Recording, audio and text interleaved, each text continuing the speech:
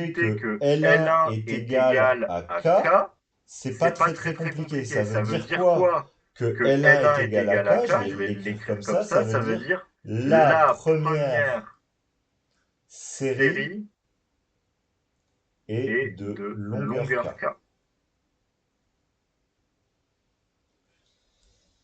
Et là, comme je suis déjà à l'heure, il est déjà 55 et que je ne veux pas vous faire déborder trop, je vais juste demander à quelqu'un si quelqu'un peut me dire ce que ça veut dire plus précisément que la série est de longueur K en termes de tirage. Il me faut un truc plus précis en termes de tirage. Et c'est quelque chose qu'on a déjà vu en début d'année quand on a fait des révisions. C'est-à-dire que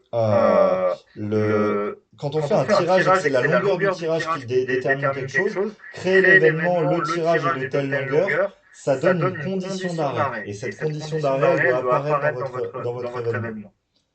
Est-ce que quelqu'un peut le décrire? Loïc? Loïc peut aider, enfin, ceux qui sont avec Loïc.